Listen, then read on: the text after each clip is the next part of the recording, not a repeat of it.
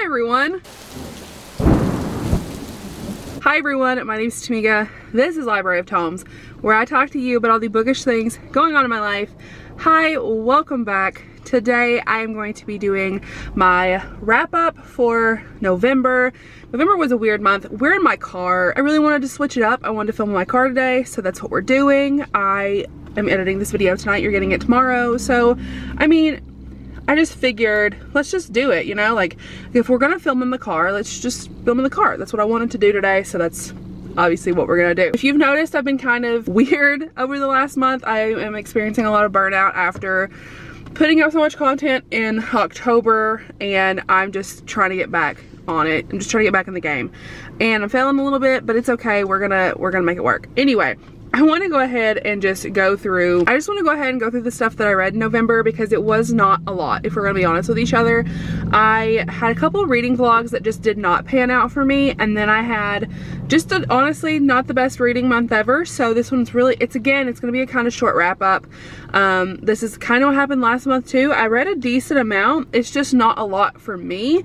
Normally I'm reading anywhere from 15 to 20 books every month, and I have only been reading like 10 every month. So in November, that's no exception. I only read 9 things in November, which when I say only, I'm not saying that's a bad number. For me, that's not a lot. I did not read nearly as much as I normally do, nearly as much as I want to. As I've said in numerous videos, I've had a lot of personal stuff going on, and the amount of content probably also didn't help, but I just did not want to read it all in November. I didn't want to read in October.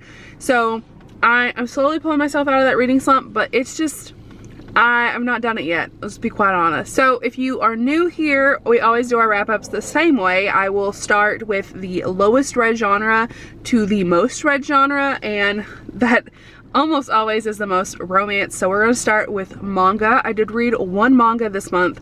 I read the first volume of My Hero Academia. I'm actually not going to talk too much about this one, because if everything goes according to plan, you'll be seeing a secret TBR.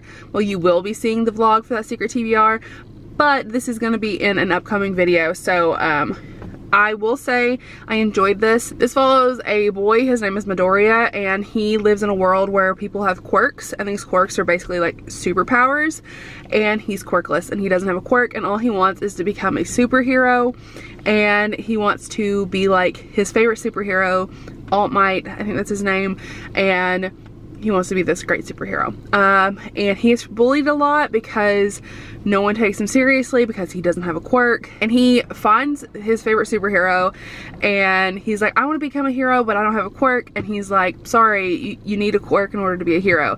So then he tries to save someone even though he doesn't have a quirk, and that dude takes him under his wing. It's really cute.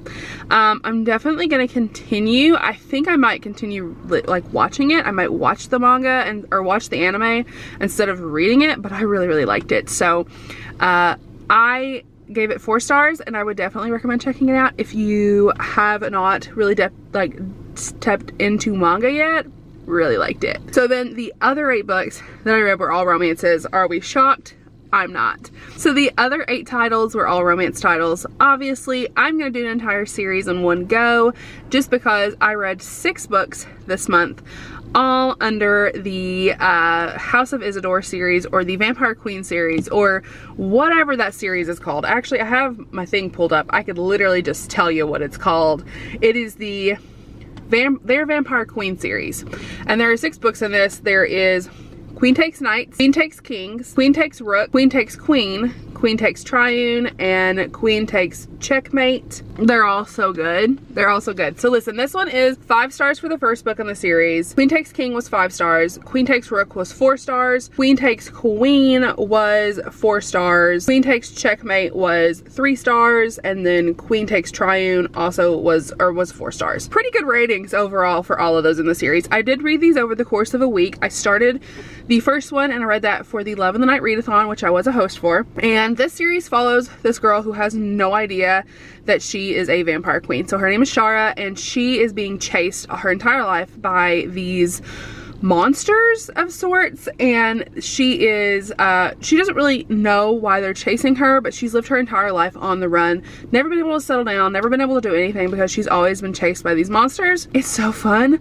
And she meets these two people, these two vampires, and they're calling her my queen, like all this stuff, and she's like, what are you talking about? Like, she is so grossed out by the fact that she's attracted to them, like attracted to their blood, like wants to drink their blood.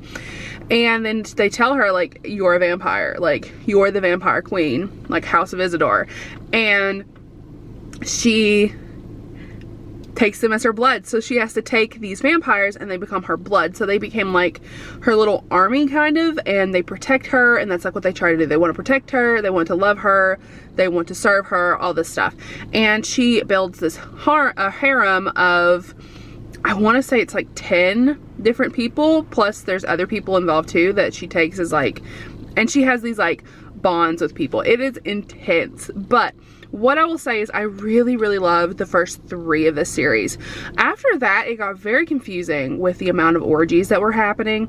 I never thought I'd say give me less orgies, but I wanted less of that because it was getting kind of confusing with so much going on. And I really like the world building in this series, and I really wanted more of the series and like the world building and like some of the political aspects. I thought that was pretty cool, and I thought there was room at the end to tie up a couple things that could have been happening differently if we wouldn't have been getting boning every other page. But it's cool. It was a lot of boning. I was fine with it. But there's a lot of blood play in here, so if you are kind of hesitant about blood play, keep that in mind. There's a lot of blood in this. But I will also say that the blood did not bother me, and I'm super squeamish. Like, I almost passed out when I get my blood taken. So take that with a grain of salt. Take that as you will. I really liked this series. I definitely recommend the first 3. I think after that it kind of gets a little stale, but overall I recommend it. So then I also read Barista and the Bear. This is by Rebel Carter. I had to look down because I forgot what the author's name was. This is a shifter romance. It was a novella. It was the group book for the Love in the Night readathon. This, I just didn't click with it. I didn't care about the characters. I didn't care about the story. I didn't care about any of it. I really wasn't feeling shifters. That was just hitting the wrong nerve for me this month. I just couldn't do shifters. It was just very weird. I wasn't into it. So yeah, I don't have a lot to say about it. I don't remember a lot of it. I don't care for a lot of it. I gave it 2 stars. I think again it was just a situation. It was me, not the book. So take that with a grain of salt. A lot of times when I don't enjoy a book and I know I'm not really in the mood for it and I still read it anyway, it doesn't get a good rating from me. That tends to be what happens with readathons, or if it is a book pick for some reason.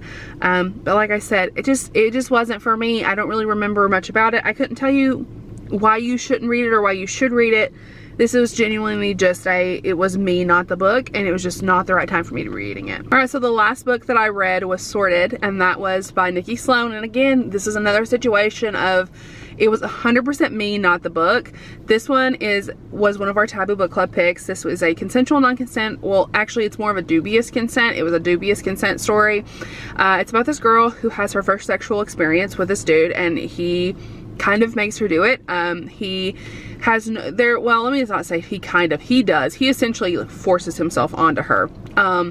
They start out with what they're doing and their sexual acts are like consensual, but he slowly keeps pushing her for more because he makes her have sex with him and she is not consenting to it. She like says she's gonna tell people. He takes her back to his house and keeps her as his prisoner, and he's like, listen, if you don't listen to me, if you don't obey what I'm telling you, you're going to die. Like, I'm not going to kill you, my family's going to kill you. There will people that will kill you. I'm trying to keep you safe. And it's their story. So we start with a very non-consensual scene where it starts kind of dubious, but he keeps pushing to the point where it becomes complete non-consent. And then as they are doing things with each other, it slowly goes from non-consent to dubious consent to obviously they're consenting adults and they want to be together. But the progress from getting there, you see that happen fairly quickly. And again, like I said, this is another situation of I really liked the characters. Like, I was really here for the characters. And I was really here for the type of story we were getting.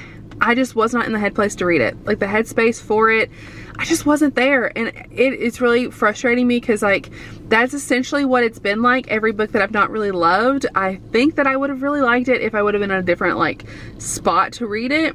But that's just how it is right now, and we're just working through a reading slump. So I might revisit this story in the future, but I'm definitely going to revisit this author because I think that her books could really work for me if I just gave her another shot. That is everything that I read in November. This is a really short wrap up again. I'm sorry. Hopefully in the next month I will read more books. I've already read one book and it's only the second, so we're doing good. We're doing better than normal.